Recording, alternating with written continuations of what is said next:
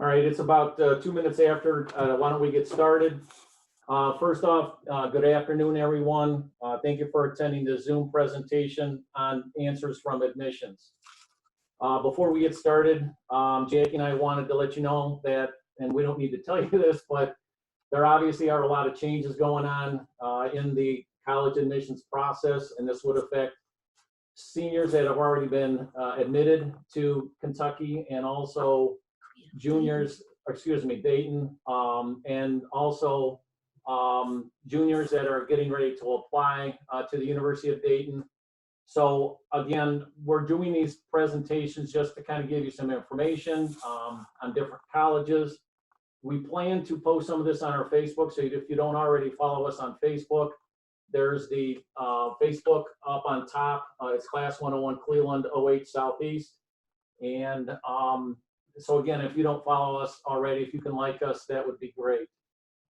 First off, I wanted to introduce everyone to William Coleman. William is the Assistant Director of Admissions and Financial Aid at the University of Dayton.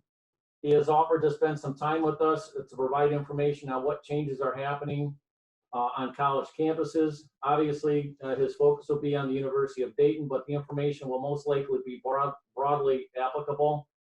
Mr. Coleman has agreed to participate in a question and answer session at the end. At that time, if you want to ask a question, all we ask you to do is hold down your space bar, ask the question, and then you should release the space bar. That should unmute you. If you feel more comfortable, you can always type the question into chat and we'll ask the question for you. As you can see, William's contact information is on the slide. If you want us to send this information to you, we can. If you want to reach out to him, he's very accessible and willing to help in any way that he can. So, okay, we did the introduction with Will.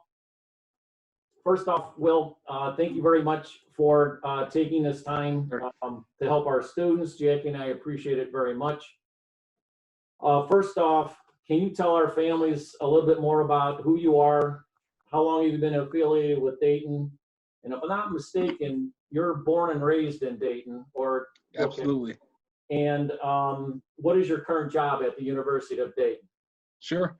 All right. Well, good afternoon. As you mentioned, my name is William. I'm really excited to see you guys. I see some familiar faces, some new faces, so that's super exciting.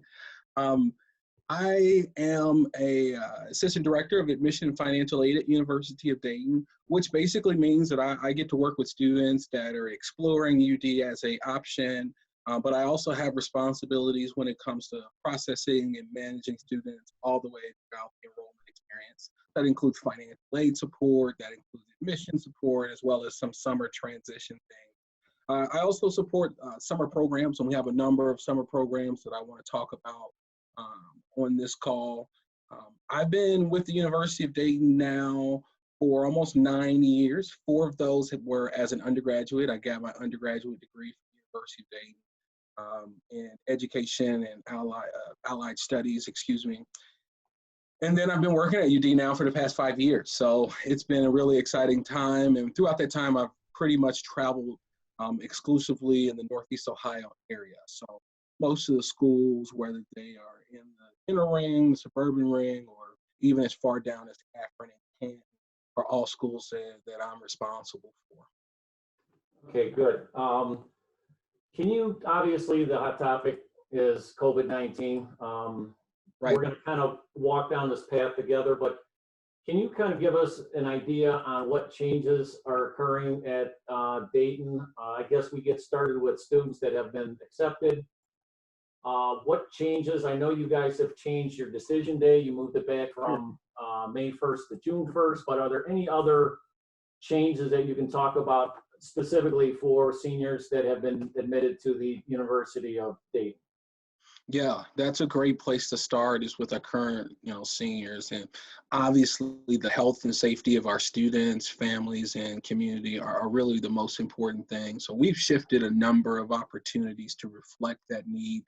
One of those, as you mentioned, is extending our enrollment deadline to June 1st. That's an important piece because it gives students the comfort when it comes to decision making, that they can still explore all of their options, still be able to collect more information as this situation unfolds, and be able to make a decision in June that they'll still be on track to get the best academic advising and the best transition support that they can.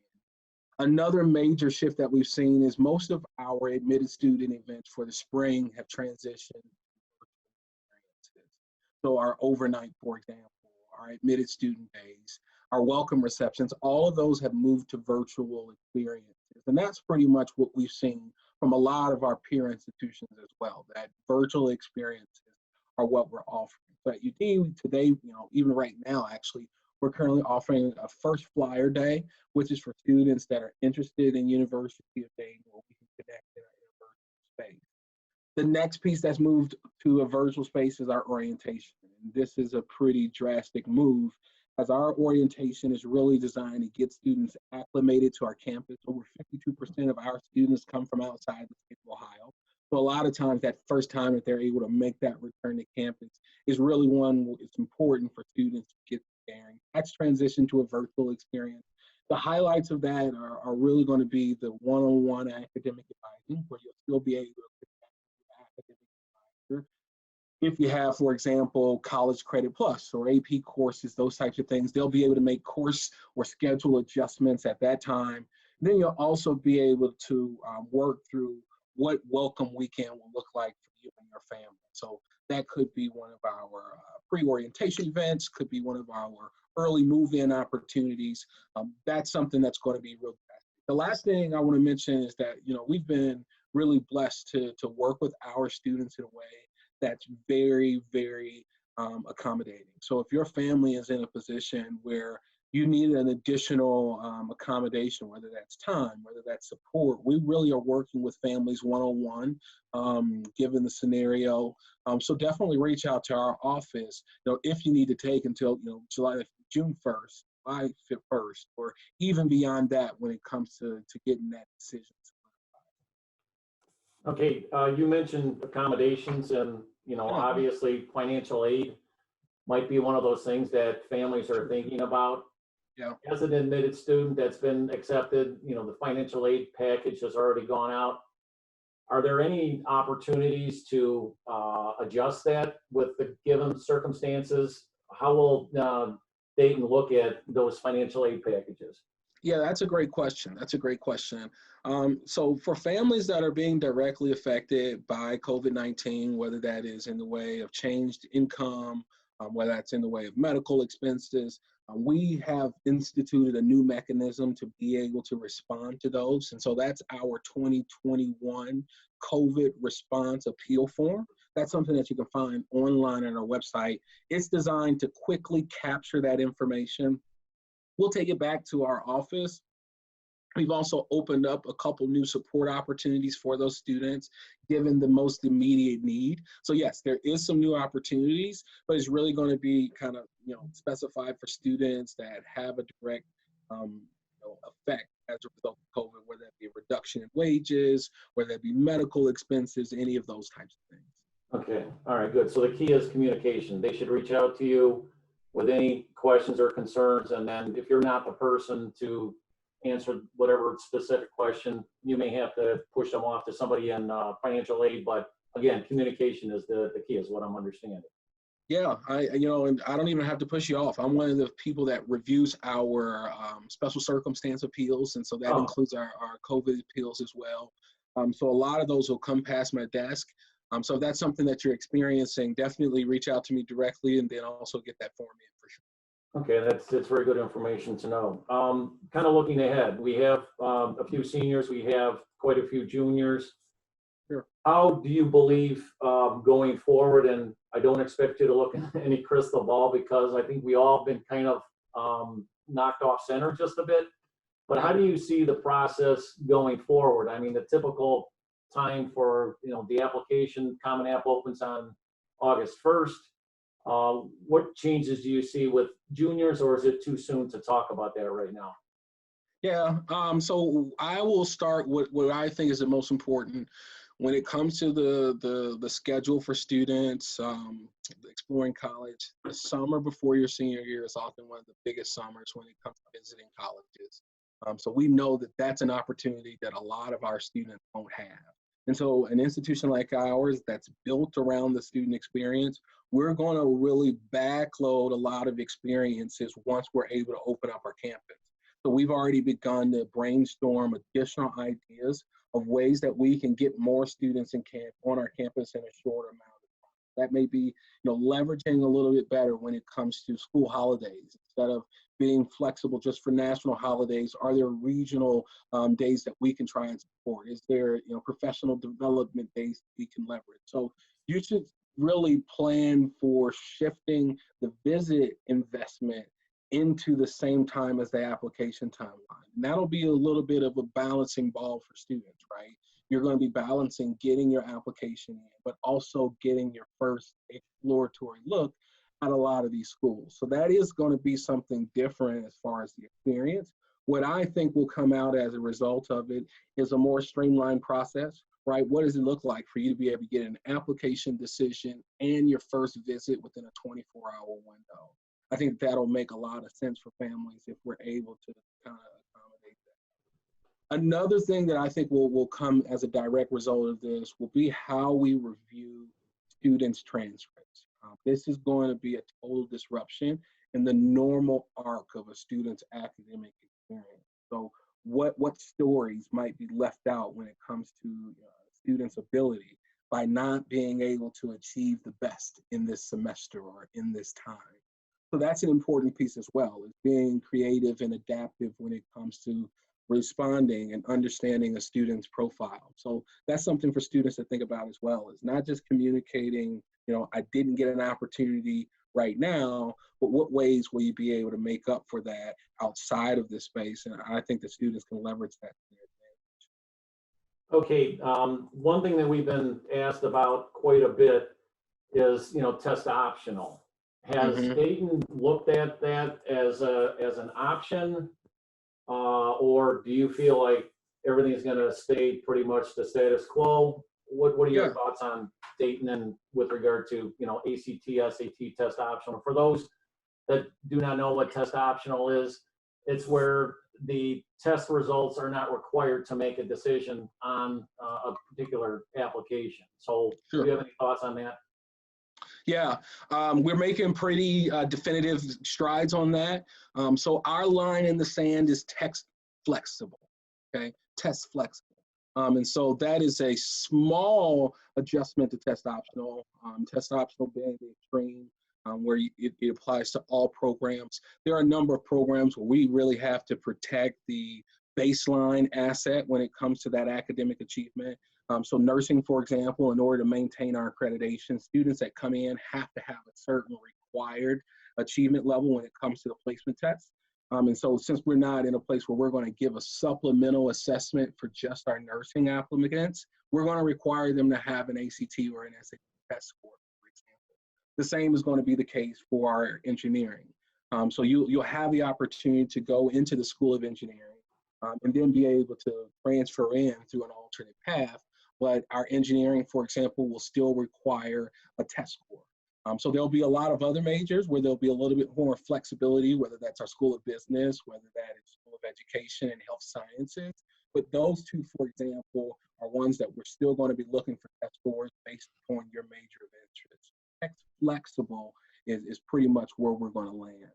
Okay, and that being said, I guess if a student, and again, with a certain major that's allowed to be test flexible, how do you see Dayton looking at the applicant? I'm going to assume that grades are going to be a little more important. Your activities on the Common App are going to be a little more important. Can you kind of talk about that? If we take out that one data point, what does the rest of it look like? Yeah, for us, the puzzle is still the same. We're looking for, information that tells us a student is going to be successful. And sometimes that's going to be in the form of a GPA. Absolutely. That is a way that consistently you're able to achieve. But we know that students has ups and downs when it comes to that experience. So being able to communicate that by way of the council recommendation is going to also be important as well. Another thing that's going to rise to the top for our students is really shining as a whole student versus just as an academic. I think that that's something that we've discussed at the admission level is really, shifting away from, just strong students. Every year we've gotten, our most and highest achieving class year over year. That's something that'll continue. I just think students are getting smarter and getting better at these tests, right? But how many of our students are actually able to fit the mold of a University of Dayton student, which is one that is someone who gives back, one that of someone who's committed to serving others, who's really connected in community. That's something that we're also looking for as well. Sure. I guess kind of circling back to the test flexible. Sure. As a junior that has not yet taken the ACT exam and they plan to apply in the fall, what advice would you have for them? Yeah. So I will say, we're going to see a ripple effect when it comes to policies. Okay. So be patient with yourself, be patient with the process when it comes to your testing, right? So over the summer, we've eliminated, I think it's 6 or 7 different testing options with the spring tests that are gone and some other tests that they're moving out of the way. So we expect to then adjust our testing window as well. So in the past, we only accepted tests in December. We're going to be accepting tests probably until February. So think a little bit about that as well, that we're going to move those windows out when it comes to those. Be patient with yourself. I think that it's still going to be important to challenge yourself when it comes to the tests. But at the same time, know that you're still going to have more time than students have had in the past to get that benchmark achievement. Okay, and then with regard to grading scales, if a high school decides to change and again, for this semester specifically, to like a pass-fail versus the traditional ABC, how will, as a admissions office, how will they look at the different types of grading scales within, again, the different applicants that you might see? Sure. So for us, we try to defer to the school. So we're going to anticipate that schools will send us indeed a scale that will have a conversion that we'll be able to use if needed. But by and large, we're going to use the GPA at its face value. So if your school is going to still provide a weighted GPA, we're going to use that. If your school doesn't, we're not going to go back and try and recalculate. What I will say is that, some students, they were really looking for this time to be a boost to their experience, right? Let's say if you're at a 3.45 and you wanted to get up to a 3.6, this is an opportunity that's not really going to help you when it comes to that case. So we're going to be, again, a little bit more flexible and lenient when it comes to exploring what a GPA looks like. And so I expect, again, that we're going to extend to the first semester of your senior year also being included in your GPA. Okay. And then I just want to circle back to clarify something. You mentioned about COVID and the impact it has on some of your summer programs. Mm-hmm. Explain, and when you were in our office the last time you had visited, you specifically mentioned, summer camps and what have you. What impact are those all going remote? Or are they been, postponed? Again, could you just clarify where are the summer programs as of right now? Right. So it's a little bit of a shift right now because a lot of these are going to go to virtual. And because they're going virtual, they're also going to be shortened because the on-campus experience is really built to have, a lot of engagement. That's going to be a shift as well. So we are still offering our summer programs, but most of those have shifted in format pretty drastically, shifted down from a week to 3 days, and then also have moved from on-campus to online. We are still planning to have our pre-orientation program, so that's callings, and that's an exploratory experience for students to dive into where their vocational journey is starting when it comes to college and really trying to center themselves and thinking about where they want the path to go. We also have a Camp Blue, which is an opportunity for students to come on campus and have a leadership excursion. So right now, those are still planning to be held, but I expect some decisions to be made on those in line with the same decisions that'll be made with enrollment for the fall. Okay, and then for those students that have not had a chance to visit your campus, Mm-hmm. we have been sending spreadsheets with virtual tours. Is that the best way at this point? I know some colleges are having like virtual information sessions followed up with some kind of virtual tour. What is Dayton doing in with regard to visits? And again, I guess I'm thinking about either a student that's been accepted that is trying to make a decision. Is this where I feel comfortable, or possibly a student that is thinking about applying in the fall, just to get an overview of the campus? Yeah. So I'd say you want to kind of defer to the school. At UD, we've really beefed up our way of communicating experiences. So, again, I mentioned it. We're an on-campus school. So with students not coming on campus, it's hard for us to stimulate the buzz of interaction that you have when all of the students are together. We're building new just social spaces for students that have been accepted at UD to be able to connect in virtual Zoom experiences like these that are not, legislated by an assistant director like myself, but they're really just spaces for students to connect and share a laugh. We've also changed a lot of our on-campus opportunities to be virtual. So whereas before you could come on campus and meet with our academic advisors, that's a virtual experience. Come on campus, sit down with our admission and financial aid counselor, that's a virtual experience. So those are 3 separate meetings that you could set up virtually to be able to interact with folks that you would have seen on campus. Lastly, we've also added student panels. And so those are there to try and get students to ask questions of our students that help them kind of see it more from a student side. Again, something that would have happened had they been on campus. So it's more than just, going online and kind of clicking through the virtual tour.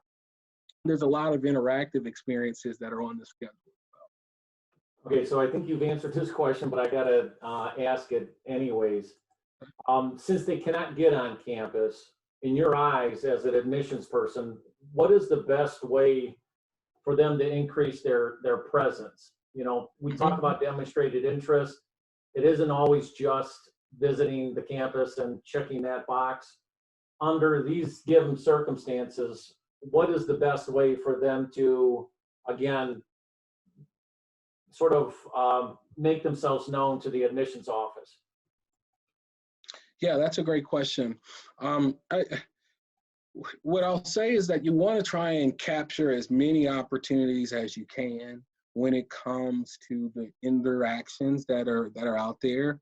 So if there's an opportunity for you to connect with an admission counselor, that most of my one-on-one virtual appointments are about 15 minutes or less, but there's really just a time for you to ask 1 or 2 questions for you to be able to really connect and say your name, and that goes down in the demonstrated interest category.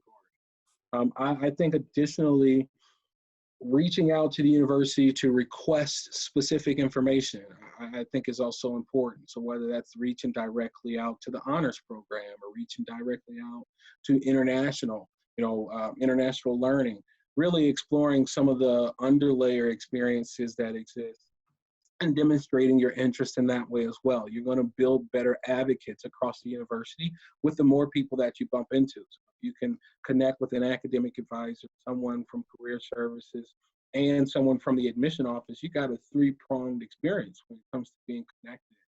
So I'd say taking advantage of every interaction, following up and really kind of digging deeper into information, requesting information about your major, requesting information about student experiences, I think, continues to kind of chip away at that apple when it comes to demonstrated interest. Okay, good. I guess to slightly get off the topic of COVID-19, Okay. hopefully that'll become a distant memory here shortly, but as an admissions counselor, are there any specific things, and you kind of touched on it before when we were talking about the test flexible, but let's just sort of put that off to the side right now. What are the things that you look at in an application when you're reviewing Mhm. a junior, let's say, that just applied to Dayton? Sure. So I will answer it in two parts, just because the reality is it happens in two parts. So first, I'm looking to see whether a student is an academic fit here at UD. We support our students really well, and we have a lot of academic resources available for students, whether individual, at the class level, at the professor level, all of those types of things to support students. But there's still an academic quality that we're looking for when it comes to students. So that's going to be number one. And in times where there's some inconsistencies in kind of understanding that academic strength, we're going to look to kind of some of the supplemental areas to fill in the gap, right? Is there information in the essay or in the teacher's recommendation that can help us understand, where a student lands on an academic perspective? Once a student has been kind of praised it from an academic perspective, then we're going to look for a fit. We want students that'll be a great fit here at UD. So that's students that are highly involved. So I'm going to do a pass over the types of things that you're involved in at the high school level. That's the type of high school that you come from. I'm going to look at your high school experience. I'm going to look at the high school profile and see how well other students from Notre Dame Cathedral Latin have achieved at UD, and see where you land in comparison to that. I want to hear from an overall standpoint which ways you're looking to connect, because that then helps me with the second part of this, and that's usually a review that benefits student on the financial aid side. And so are there pairings that we can make based upon that information that benefits a student when it comes to the financial aid? So have you been, do you have an alumni in your family? Or are you exploring a major that you're currently underrepresented in? For example, women in engineering. So there's other things that we're going to look for that are kind of communicated as well, to see are there some financial benefits that we can make available. I'd say the first is the academic thing, making sure that you're academically available. The next is aligning the fit when it comes to the types of students that are really, really well matched at UD. But then the last thing is a pass that kind of benefits the students on the financial end. Going back to the first piece, the academics, how do you look at academic rigor? I mean, obviously, everybody wants to get a 4.0, take all AP classes and get a 36 on the ACT, but sometimes that's not the case. Talk a little bit, if you could, about academic rigor and how important that is in your eyes. Yeah, that's a good question. This is where I'll kind of be a little fun. I've been really cooking a lot recently, and I'm having fun with steaks. I've been making a lot of steaks, but different cuts of steak, they require kind of a different level of seasoning, right? If you're working with a huge ribeye or something like that, it's going to require a certain level of salt and pepper, whereas, a smaller steak is going to kind of require a different level of salt and pepper. What I mean to say from that is that each school is different. So we don't have a one cookie formula when it comes to examining rigor, because each school is kind of set up in a different way. So schools that have, for example, a really high offering, a high quality offering of advanced and challenging courses, rigor tells me how many of those courses a student is taking, right? You don't have to have every course is maxed out, but if you're telling me that you're interested in math and science, you want to be a biology major, then there should be some demonstrated interest or some ability when it comes to that side of the experience. So that's a piece of it, is how many of your courses from your school are you taking that are challenging? Not every school has Calculus 9. So we don't hold that against you if you're not able to go past Calculus 4. So that's something to know. But at the same time, we are looking for students that are challenging themselves when it comes to what they're offered at the school. And then even going beyond that and exploring CCP or AP courses as well, that can also be a big boost to the rigor side also. Because you kind of just walked me right into my next question. When you Okay. AP and College Credit Plus, is one Hmm. better than the other? Yeah. How do you compare those two? So what I'll say is that sometimes they can communicate things that can communicate things differently, even though they're both really important. So we accept both credits at UD. That process is really, really simple. Um, what I'll say is, for example, the AP really tells us a lot about a student's kind of peak. It tells us what kinds of achievement that a student could have in a sit-down experience, and then they're rewarded that with college credit. Whereas the College Credit Plus course, it really indicates a student's kind of readiness for a college setting. And so even if the content isn't as hard, it still kind of communicates a different level of ability. So it really just kind of depends upon what story you're trying to tell as a student, right? If you know that you have a student, for example, that can achieve really well, really well, especially when you challenge them on an individual basis. I think that AP is a really, really sharp option because it pairs well with what you're doing at high school. And then you're able to go in there and make your moment. Whereas with College Credit Plus, for some students that may have had a more turbulent college experience, it really is a stamp of approval that this student is college ready and able to transition to college level work. Okay, and then if I can kind of regress a little bit, Sure. again, looking for the future, hoping and praying that everything gets back to normal. Hoping. Do you, do you see Dayton sort of opening up their visits? Meaning, I can't remember if you guys do one in the morning, one in the afternoon. You may have some weekend visits, but again, let's get past COVID now. How do you see Dayton kind of responding to the actual visits where a junior wants to apply, would like to visit? What is the schedule going to look like? Very similar to what it was last year, or is it going to be completely changed?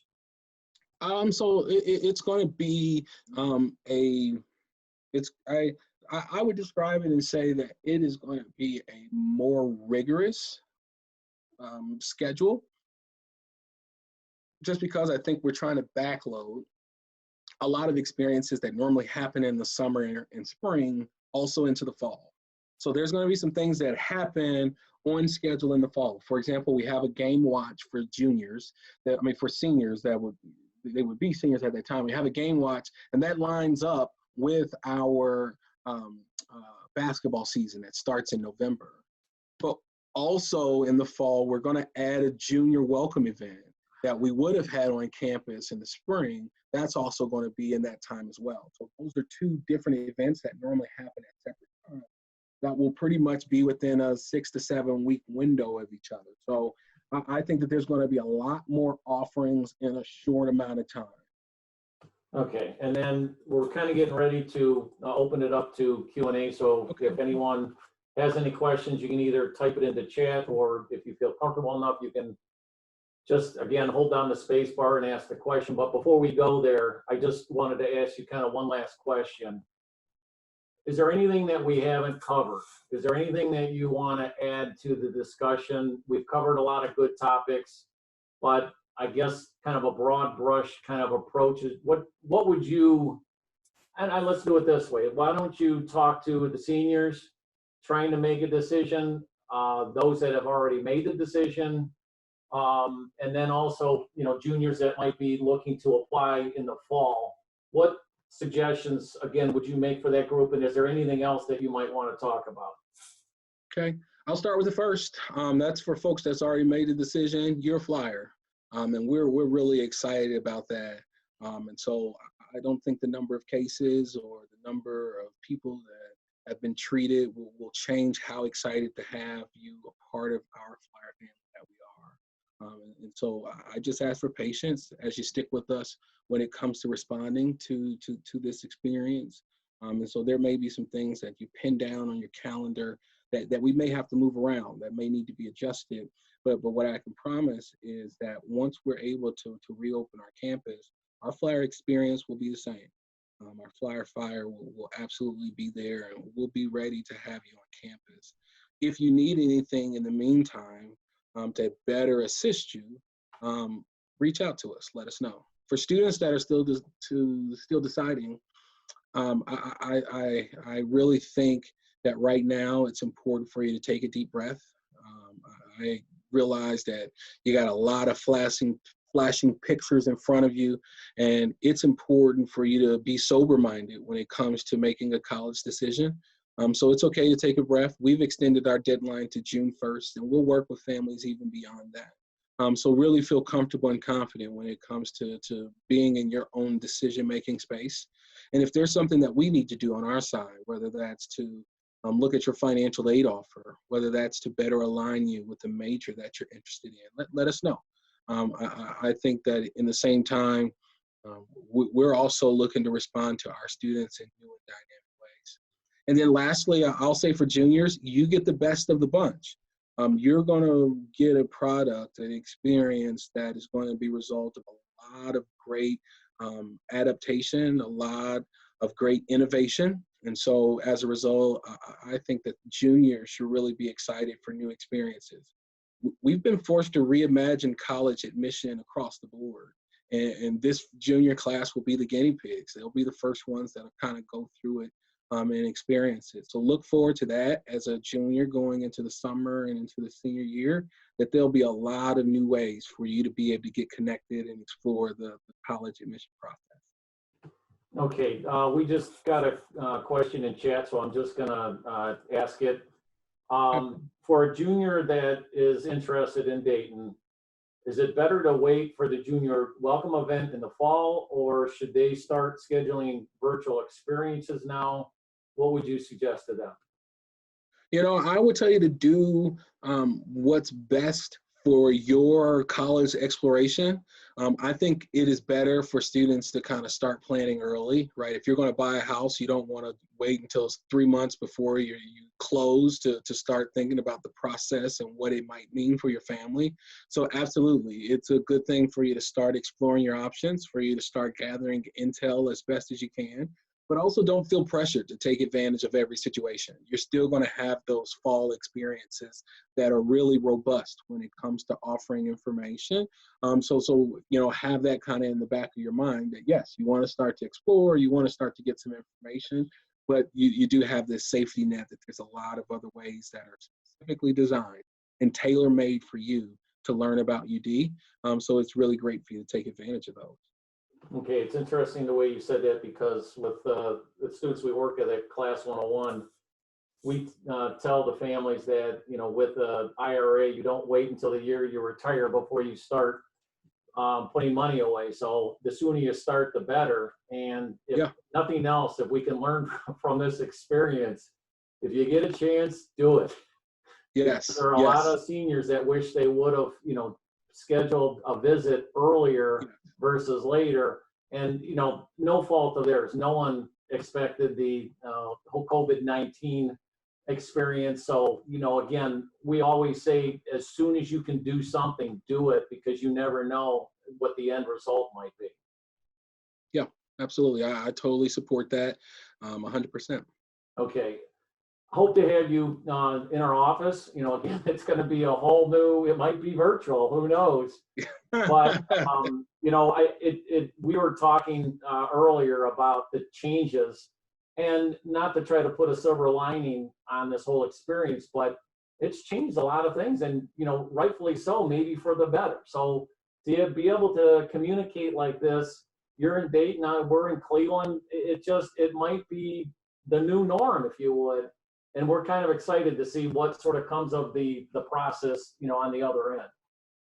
Yeah, I think the innovative access is going to be something that will carry over.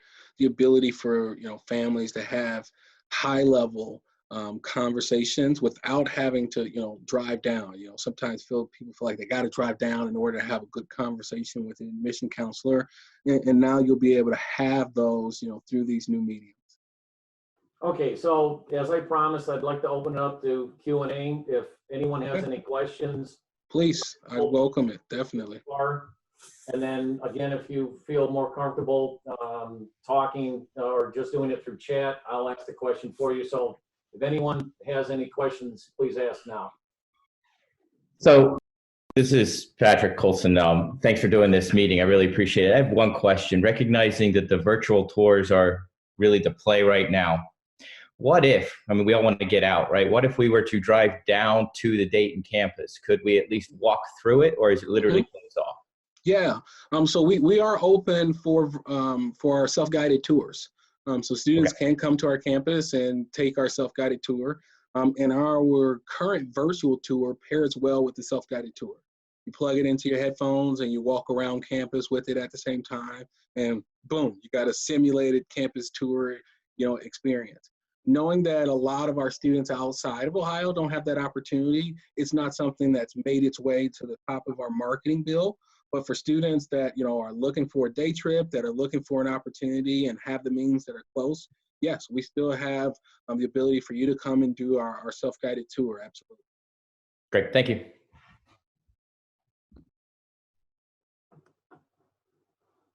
Okay, anyone else have any questions? Now is the time. Okay, I think we're done. William, thank you very much for doing this.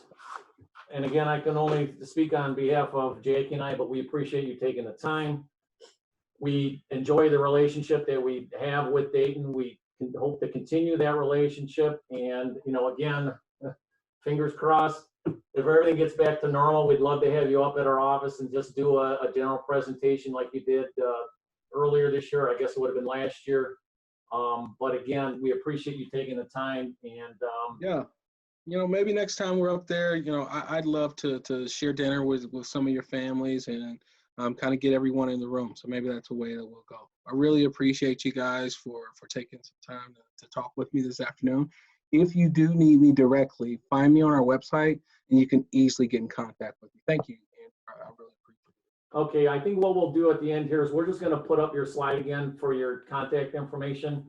I don't believe your email address was in there, so I don't know if you can just give that verbally, but again, let's try to, there's the screen.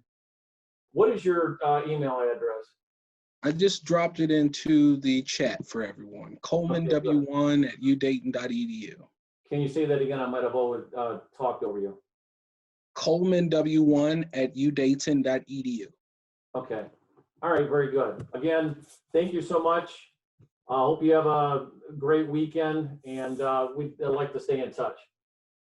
Thanks, guys. Be safe, okay? Sure.